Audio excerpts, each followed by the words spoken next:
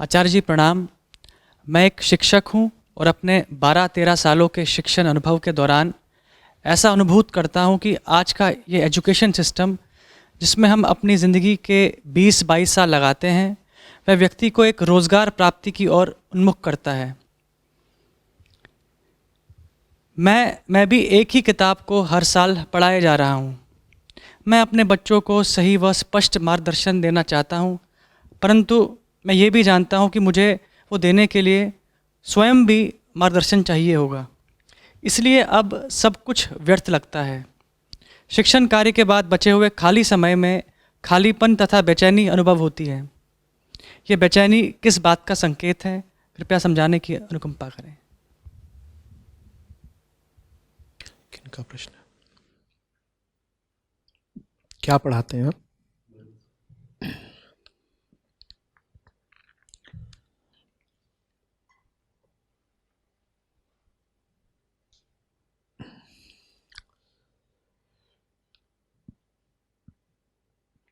गणित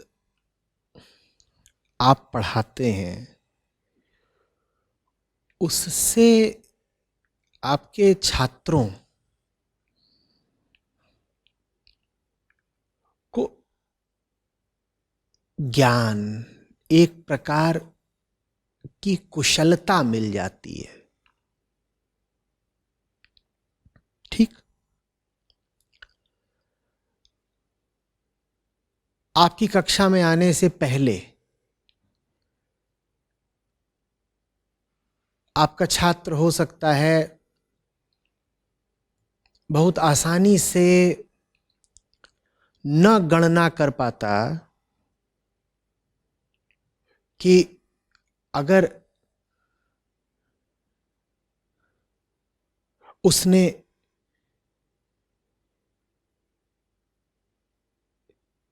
जिस दाम 1 दर्जन केले खरीदे, उसी दाम 10 केले बेच दिए, तो कितने प्रतिशत हानि या लाभ हुआ। ठीक?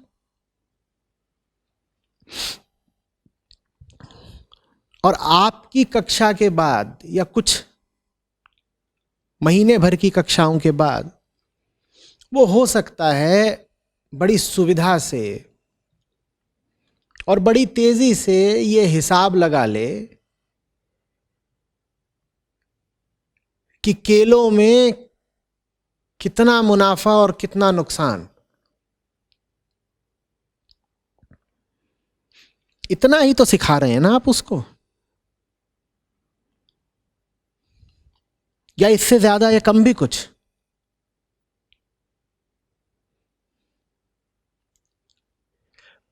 और जब गणित का शिक्षक होने के नाते छात्रों को इतना ही सिखाना आपकी जिम्मेदारी है, तो फिर ये मांग करना कि आपके छात्र कुछ अधिक भी सीखें, बेहतर व्यक्ति बन के निकलें, उनका चरित्र निर्माण इत्यादि हो, ये तो आपको औपचारिक और आधिकारिक तौर पर जो जिम्मेदारी सौंपी गई है उससे बाहर की बात हुई ना। व्यवस्था ने आपको कुल जिम्मेदारी सौंपी ही इतनी है कि बच्चों को केलों का हिसाब समझा दो। अगली बार जब वो केले खरीदने बेचने जाएं तो उनको नफे नुकसान का पूरा पूरा पता हो। व्यवस्था बस आपसे इतना चाहती है। व्यवस्था ने आपको कुल जिम्मेदारी ही इतनी दी है, व्यवस्था इससे अधिक आपसे उम्मीद ही नहीं रखती। यही बात है ना। गणित के शिक्षक से व्यवस्था क्या उम्मीद रखती है? गणित सिखा दो भाई। हिंदी के शिक्षक से क्या उम्मीद रखती है? हिंदी सिखा दो। अंग्रेजी सिखा दो। इतिहास बता दो। तो ये जो हमारी शिक्षा व्यवस्था है, ये वास्तव में बस सूचनाएं छात्र तक पहुंचाने की व्यवस्था है और उसमें कुछ कुशलताएं विकसित हो जाएं, इसका अभ्यास कराने की व्यवस्था है। वो जो सूचनाएं वगैरह हम छात्रों तक पहुंचाते हैं, उनका अपना महत्व तो है। वो जो कुशलताएं हम छात्रों में विकसित करते हैं, उनका भी अपना महत्व है। पर आपने ही अपने प्रश्न में कहा कि उन सब सूचनाओं और कुशलताओं का महत्व बस रोटी पानी कमाने तक का है। तो हमारी फिर पूरी व्यवस्था ही ऐसी है। उस व्यवस्था के मैनिफेस्टो में, आमुख में कहीं भले ही ये लिख भी दिया गया हो कि हम चरित्रवान और बुद्धिमान और खुले मन के किशोर और युवा विकसित करना चाहते हैं, पर जब आप पाठ्यक्रमों को देखेंगे तो उसमें आपको ऐसा बहुत कम दिखाई देगा जो सूचना और कुशलता के अतिरिक्त भी कुछ हो। आप एक आम छात्र के आम स्कूली दिन की जरा कल्पना करिए। एक आम छात्र है, चाहे स्कूल का चाहे कॉलेज का, उसका एक आम दिन कैसा बीतता है स्कूल या कॉलेज में? वो कुछ विषय पढ़ रहा होता है, ठीक? वो बोलता है ये पीरियड, ये सब्जेक्ट, इसी भाषा में बात करता है ना वो। उन विषयों में कहीं इंसान शामिल है? छात्र को इंसान पढ़ाया जाता है क्या? कोई पाठ्य पुस्तक है ऐसी जिसका नाम हो मैं? छात्र को कहीं यह शिक्षा दी जाती है क्या कि इंसान कौन है या तुम कौन हो? उसको तो सब बाहरी सूचनाएं दे दी जाती हैं। गणित क्या है? गणित एक भाषा है और सूचना से अर्थ निकालने का, सूचना से और ऊंचा अर्थ निकालने का एक तरीका है, एक विज्ञान है। और वो सब बाहरी चीजें हैं, ये चल रहा है, यहां ये चल रहा है। तो हमारे स्कूल, कॉलेज, विश्वविद्यालय ये इस मकसद से तैयार ही नहीं हुए हैं कि यहां से इंसान बेहतर होकर के निकले।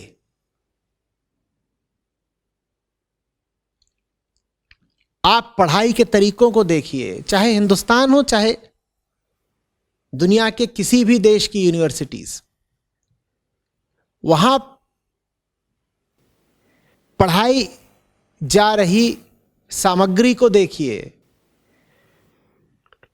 उसमें आदमी के अंतर की बात कहां होती है?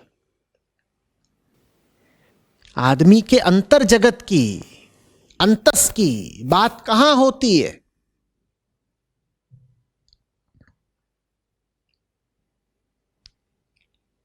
लेकिन फिर भी समाज की भी ऐसी गलतफहमी है और शिक्षकों की भी अपने आप को लेकर ऐसी गलतफहमी है कि हमारा तो दायित्व है देश की युवा पीढ़ी तैयार करना। कैसे है भाई? आपका दायित्व है गणित पढ़ाना, इनका दायित्व है इतिहास पढ़ाना, उनका दायित्व है अंग्रेजी पढ़ाना, उनका दायित्व है हिंदी संस्कृत पढ़ाना। आदमी बनाने वाला शिक्षक कौन है यहां बताइएगा जरा। किस विश्वविद्यालय में एक विभाग है, संकाय है, डिपार्टमेंट है जिसका नाम है मैं? यहां इंसान बनाया जाता है। ऐसा है भी अगर कहीं तो बहुत कम है, बहुत बिरली जगहों पर है, और वो भी थोड़ा बहुत। समझ में आ रही है बात? तो आप वही कर रहे हैं जो करने के लिए समाज ने आपको नियुक्त किया है। समाज ने आपको नियुक्त किया है बच्चों तक कुछ सूचनाएं पहुंचाने के लिए। नॉलेज पहुंचा दो बच्चों तक, आप पहुंचा देते हैं। एक दफे मैंने कहा था कि टीचर और नॉलेज प्रोवाइडर में बड़ा अंतर होता है।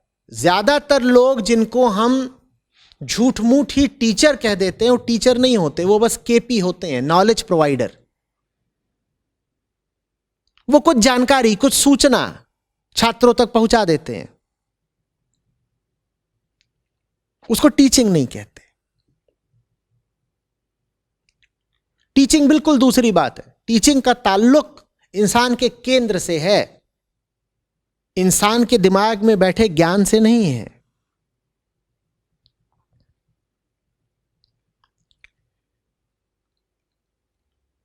अब प्रश्न यह है कि ऐसा क्यों है स्कूलों में, कॉलेजों में पाठ्यक्रम और तौर तरीके, विधियां ऐसी क्यों हैं? इसलिए हैं क्योंकि जो लोग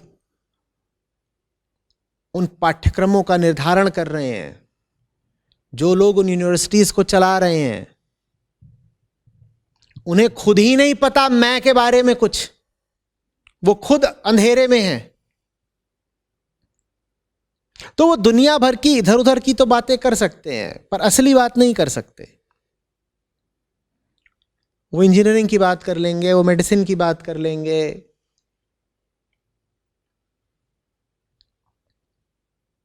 समाज की बात कर लेंगे, अंतरिक्ष की बात कर लेंगे, पेड़ पौधों की बात कर लेंगे, इतिहास, भूगोल, इन सब की बात कर लेंगे। मूल मुद्दे की बात नहीं करेंगे वो।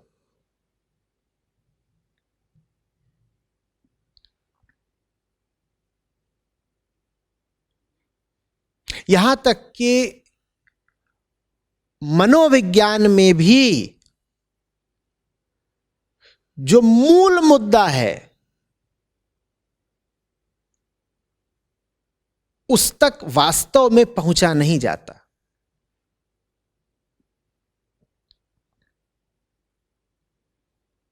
क्योंकि मूल मुद्दे तक पहुंचना बहुत खतरनाक है। किसके लिए? उनके लिए जो इस शिक्षा व्यवस्था को चला रहे हैं। और शिक्षा व्यवस्था चल रही है समाज के इशारे पर, और समाज का इरादा बेहतरी का तो है, पर अपने हिसाब से बेहतरी। तो समाज ये चाहता तो है कि जो अगली पीढ़ी निकले वो थोड़ी बेहतर निकले, पर उसी अर्थ में बेहतर निकले जिस अर्थ में समाज बेहतरी को परिभाषित करता है। तो एक तरीके से सब शिक्षा व्यवस्था समाज की गुलाम है। वो समाज के कहने पर समाज की जरूरतों के हिसाब से कुछ उत्पाद तैयार कर देती है।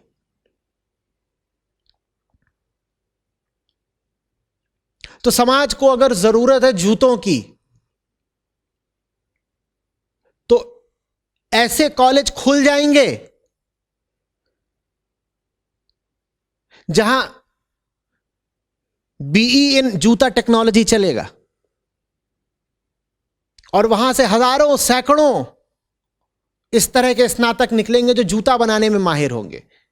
क्या इसलिए कि जूता बनाना बहुत ऊंची बात है? मैं जूता बनाने के खिलाफ नहीं हूं, खुद भी जूता पहनता हूं, उदाहरण देकर मैं बस समझाना चाह रहा हूं कि हमें जो शिक्षा मिल रही है वो इसलिए नहीं मिल रही कि हम अपने काम आ सकें।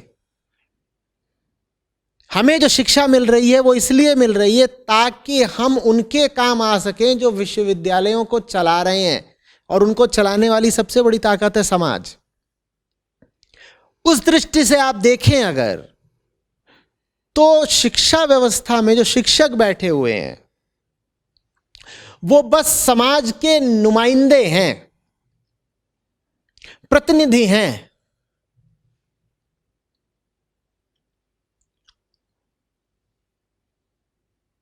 एक तरह से एजेंट हैं। वो कहते हैं जो बाहर की दुनिया बोलेगी मैं उस तरह का उत्पाद यहां से निकाल दूंगा, लाओ और बच्चे लेकर के आओ। हां जी, मेरे सामाजिक आका आप बताइए कि इन बच्चों को किस तरीके से तैयार करना है। वो कहते हैं देखो आजकल बहुत ज़रूरी हो गया है कि इंसान पृथ्वी को छोड़ के बाहर जाए, क्योंकि पृथ्वी को तो हमने खा पी के बिल्कुल मस्त तेल में फ्राई कर दिया। तो अब हमें ऐसे बच्चे चाहिए जिनको स्पेस टेक्नोलॉजी आती हो। तो हमारे विश्वविद्यालय बोलते हैं जी आका, हम अब बच्चों को रॉकेट साइंस में दीक्षित कर देंगे, बिल्कुल उनको स्पेस इंजीनियर्स बना देंगे। व्यवस्था ऐसे चल रही है, इसीलिए उस तरह की पढ़ाई हो ही नहीं पाती जो समाज द्वारा स्वीकृत न हो। और जो पढ़ाई, जो शिक्षा, जो मुद्दे, बल्कि जो विचारधाराएं समाज द्वारा स्वीकृत हैं वो फैलती ही जाती हैं। नए नए छात्र उनमें दीक्षित होते जाते हैं। सबसे पहले शिक्षकों को अपनी यह गलतफहमी छोड़नी पड़ेगी कि वो गुरु हैं। शिक्षक बेकार ही परेशान होते रहते हैं ये सोच सोच के कि अरे मैं शिक्षक तो हूं पर अपने छात्रों को अच्छे मूल्य नहीं दे पा रहा, मैं अपने छात्रों को जीवन के बारे में कुछ समझा नहीं पा रहा, और फिर बड़ी ग्लानि अनुभव करते हैं। वो ग्लानि ऐसी ही है जैसे कोई सब्जी बेचने वाला ये सोच सोच के ग्लानि करता रहे और शर्मसार होता रहे कि मेरे यहां जो लोग सब्जी खरीदने आए मैंने उनको भगवत गीता तो पढ़ाई ही नहीं। भाई तुझसे उम्मीद कौन कर रहा था भगवत गीता की? तुझे बैठाया गया है बाजार में आलू टिंडे बेचने के लिए, वो तूने बेच दिए, बढ़िया 10/10 नंबर मिले तुझे, घर जा। समाज ने तेरा कुल किरदार इतना ही निर्धारित करा है कि तेरे पास जो लोग आए आलू टिंडे खरीदने उनको आलू टिंडे बेच दे। अब सब्जी वाले को सौभाग्य की बात है कभी इस तरह की कोई गलतफहमी होती नहीं कि उसका कोई बहुत बड़ा और विशाल और दैवीय काम है। सब्जी वाला भली भांति जानता है कि वो एक सब्जी वाला है, उसे अपने ग्राहक को आलू और टिंडा देना है। तो सब्जी वाले को फिर राहत है, सुविधा है, उसे कभी लाज नहीं आती कि मैं सिर्फ आलू दे रहा हूं, मैं सिर्फ टिंडा दे रहा हूं। वो कह रहा है मैं और क्या दूंगा, सब्जी वाला हूं। पर शिक्षक एक ऐसा वर्ग है जिसको बड़ी गलतफहमी रहती है, क्योंकि भाषा की ये बड़ी भूल है कि भाषा ने शिक्षक का ही पर्याय बना दिया है गुरु। तो शिक्षक को लगने लग जाता है कि अरे मैं तो गुरु भी तो हूं, तो मेरी कुछ ज्यादा बड़ी जिम्मेदारियां हैं, मेरे कुछ महान और दैवीय कर्तव्य भी हैं। तो अब शिक्षक को अपने आप को लेके बड़ी ग्लानि, बड़ी लज्जा रहती है, बड़ा झुंझलाया हुआ रहता है। कहता है ये मेरे लड़के ये सब बर्बाद हैं, मैं इनको चरित्र तो दे ही नहीं पाया, मैं इनको मूल्य तो दे ही नहीं पाया। जब आलू टिंडा बेचने वाला ये नहीं सोचता कि मैं अपने ग्राहकों को चरित्र और मूल्य नहीं दे पाया, तो गणित पढ़ाने वाला ये क्यों सोच रहा है कि मैं अपने छात्रों को चरित्र और मूल्य तो दे ही नहीं पाया। आपसे कह कौन रहा है चरित्र और मूल्य देने के लिए? काम करिएगा आप, 1 महीने अपने छात्रों को गणित कम पढ़ाइएगा और चरित्र और मूल्य ज्यादा पढ़ाइएगा, फिर देखिएगा कि आपके प्रिंसिपल साहब आपके साथ क्या व्यवहार करते हैं। आपकी व्यवस्था आपसे ये चाह भी रही है क्या कि आप चरित्र पढ़ाएं और मूल्य पढ़ाएं? बताइए। इतना ही नहीं, आपके प्रिंसिपल साहब भी ये कोशिश करके देख लें कि वो स्कूल का या कॉलेज का समय चरित्र और मूल्य पढ़ाने पर देंगे, तो प्रिंसिपल साहब भी 2 महीने ज्यादा चलेंगे नहीं। ऐसा नहीं कि छात्र विद्रोह करके उनको निकाल बाहर करेंगे, कॉलेज की मैनेजमेंट कमेटी ऐसे प्रिंसिपल को फायर कर देगी जो अपना काफी समय लगा रहा हो छात्रों को चरित्र बताने में और मूल्य बताने में। कहेंगे भैया प्रिंसिपल हो, तुम्हारा काम है कॉलेज तयशुदा व्यवस्था के अनुसार चलाना। इसी तरह आप गणित के शिक्षक हो, आपका काम है उनको गणित पढ़ाना। आप क्यों इस झंझट में पड़ गए? और झंझट में पड़ गए और गंभीर हुए जा रहे हैं, उदास हुए जा रहे हैं, परेशान हुए जा रहे हैं। अरे चरित्र और मूल्य तो बताए ही नहीं। भाई उसको देना है टिंडा और आलू, और आपको देनी है सूचना और कुशलता। सूचना बराबर टिंडा, कुशलता बराबर आलू। इतना ही आपसे अपेक्षित है। इससे ज्यादा आपसे उम्मीद ये समाज, ये व्यवस्था करती ही नहीं। आप अगर वास्तव में फिर उनको चरित्र और मूल्य देना चाहते हैं तो ये झंझट तो छोड़िए कि अध्यापक या शिक्षक होने के नाते दे लेंगे, नहीं। उसके लिए आपको कुछ और करना पड़ेगा, उसके लिए आपको कोई दूसरी राह चुननी पड़ेगी। मैं ये नहीं कह रहा हूं नौकरी से त्यागपत्र देते हैं, मैं कह रहा हूं नौकरी में नहीं हो सकता, क्योंकि नौकरी में तो आप वही करेंगे ना जो आपका जॉब डिस्क्रिप्शन है। मैं पूछ रहा हूं आपके जॉब डिस्क्रिप्शन में, आपकी जिम्मेदारियों में कहां लिखा हुआ है कि आप इतने घंटे रोजाना बच्चों के चरित्र निर्माण में लगाएं? कहीं लिखा है? और लगा देंगे तो मैं कह रहा हूं बड़ी दिक्कत हो जानी है, पैसे भी कट जाएंगे तनख्वाह के। तो अगर आप वाकई इच्छुक हैं कि कुछ ऊंचा कर पाए युवाओं के साथ, अपने छात्रों के साथ, तो उसके लिए क्लासरूम का इस्तेमाल करने की न सोचें। वो काम तो आपको व्यवस्था से बाहर करना पड़ेगा, क्योंकि व्यवस्था उस काम के लिए निर्मित ही नहीं है। अगर व्यवस्था आदमी को बेहतर बनाने के लिए कॉन्फ़िगर्ड होती तो मैं स्वयं उस व्यवस्था से क्यों बाहर आता? वो व्यवस्था ऐसी है ही नहीं कि उसमें कोई ऊंचा काम किया जा सके। आप जूता बनाने की फैक्ट्री में इंकलाब सिखाना चाहते हैं, नहीं हो पाएगा। वहां तो एक ही काम हो सकता है, जूता बनाओ। इंकलाब सिखाना है तो फैक्ट्री के पिछवाड़े जरूर हो सकता है, घेरिए सबको बाहर। और ज्यादा सिखाना हो तो फिर फैक्ट्री से बाहर ही जाना पड़ेगा। इशारा आप समझ ही गए होंगे। ये अच्छी बात है कि आपको बहुत सारे युवा, किशोर, जवान लोग उपलब्ध हैं, पर उनको क्लासरूम में तो गणित ही पढ़ाइए, टिंडा आलू। केला ऐसे खरीदो, केला ऐसे बेचो, बस वही। कोई आप ऊंचा काम करना चाहते हो, उन्हें जीवन शिक्षा देना चाहते हो, तो वो काम कहां होगा? बाहर होगा। मैं आपको इस तरह की कोई सांत्वना नहीं देना चाहता कि शिक्षक अपने आचरण से बच्चों के चरित्र का निर्माण भी कर देता है। इस तरह की कहानियां खूब चल रही हैं, बेकार, झूठी। बताते हैं कि नहीं, मुझे जिंदगी सिखाई मेरे फिजिक्स के टीचर ने। वे कब सिखा दी और कैसे? तुम क्लासरूम में जिंदगी सिखाए? ऐसे नहीं होता है। और खूब मिलेंगे इस तरीके के, कहेंगे मेरे गुरु हैं। कौन? वो जो मुझे केमिस्ट्री पढ़ाते थे। जो केमिस्ट्री पढ़ा रहा है, केमिस्ट्री पढ़ा रहा है। अभी कल स्थिति ये आने वाली है कि आपको मशीन पढ़ा देगी बहुत कुछ। वो स्थिति आ ही चुकी है, तो उसको गुरु बोलोगे? और सामने बैठा हुआ है चंपू कंप्यूटर या रोबोट, उसको बोलोगे यही गुरु है मेरा, गुरु ब्रह्मा गुरु विष्णु, और वो कह रहा गूं। जो आपको सूचना दे अगर वो गुरु है, तो सबसे बड़ा गुरु तो गूगल हो गया। उससे बड़ा गुरु इतिहास में नहीं हुआ दूसरा। हटाओ बाकी सबको। अगर सूचना ही पाने से तुमने किसी को गुरु मान लिया तो। बात समझ में आ रही है?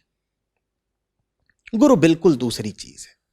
गुरु और शिक्षक के बीच में ठीक उतनी ही दूरी है जितना गुरु और सब्जी वाले के बीच में, या गुरु और जूता बनाने की फैक्ट्री के मालिक के बीच में।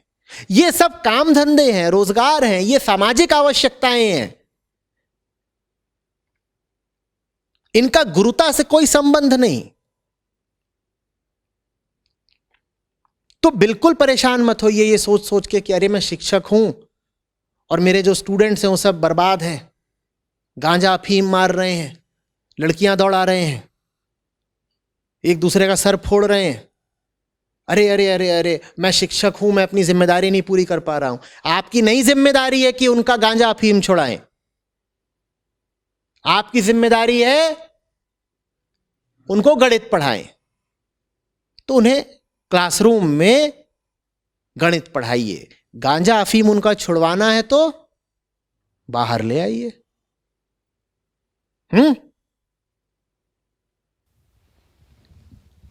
दीजिए, कुछ पूछना चाहते? मुझे प्रणाम। जैसा आपने कहा कि जो सिस्टम है वो तो गणित पढ़ाने के लिए है और वो मैं पढ़ा भी रहा हूँ। मैंने जो प्रश्न पूछा वो थोड़ा दूसरे संदर्भ में पूछा, लेकिन शायद आप तक उस हिसाब से पहुँच नहीं पाया।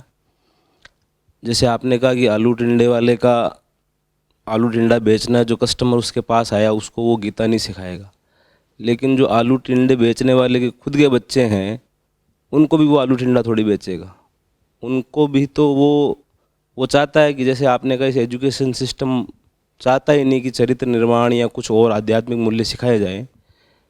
तो ये मैं मेरे बच्चों से, जैसे मेरी 6 साल की बच्ची है, तो मैं क्या उसको इसी एजुकेशन सिस्टम के हवाले कर दूं, इसी में चलने दिया जाए?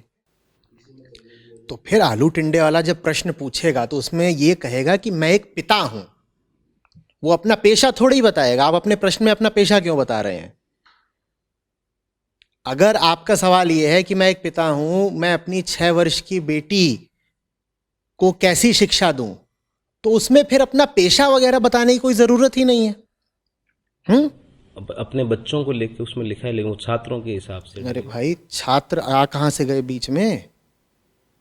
अब आपकी बेटी है, बेटी को भी वो सब सूचना और कुशलता तो चाहिए ना जो स्कूलों में और कॉलेजों में मिल रही है। जिस हद तक उसे उन चीजों की जरूरत है उसे सुपुर्द कर दीजिए अच्छे से अच्छे स्कूल और कॉलेज के।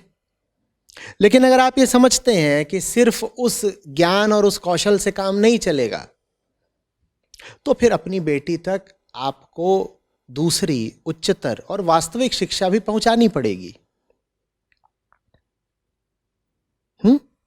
वो दूसरी शिक्षा पहुंचाने के लिए माध्यम आप अगर बन सकते हो तो आप स्वयं बने, नहीं तो जो माध्यम बन सकता हो बेटी को उसके निकट ले आए।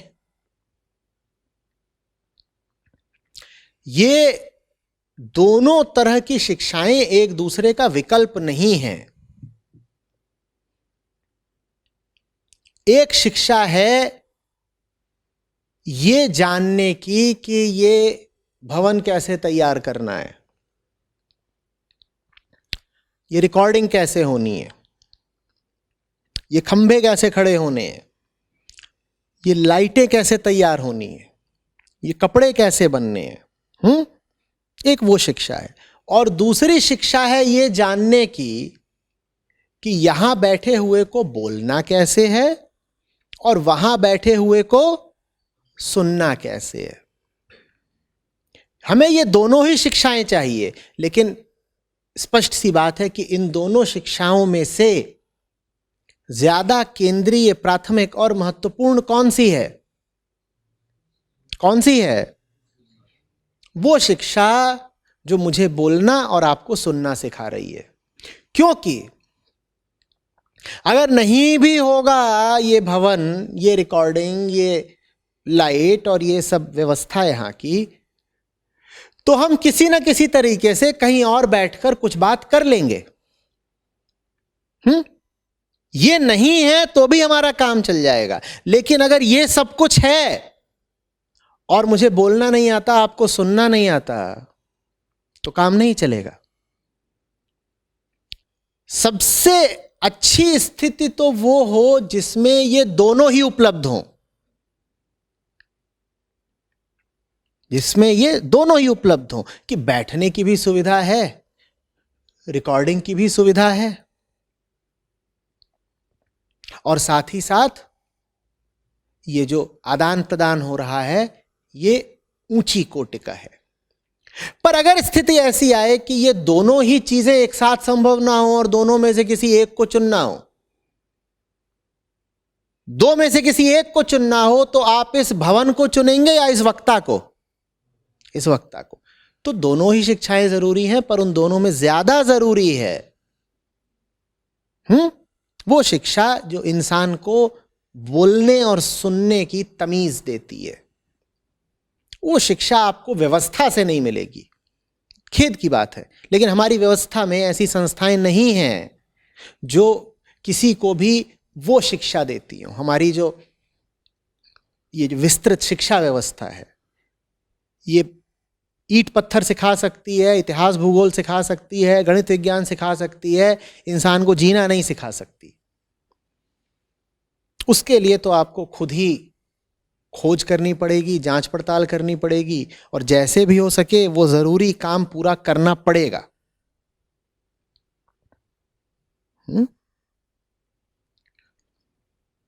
लेकिन ये भी मत कर लीजिएगा कि वो जो निम्नतर शिक्षा है उसकी पूरी उपेक्षा कर लें। अगर ये बातचीत यहां सुविधापूर्वक हो सकती है तो अच्छा है कि सुविधापूर्वक हो जाए। हम ये बातचीत जंगल में क्यों करें भाई?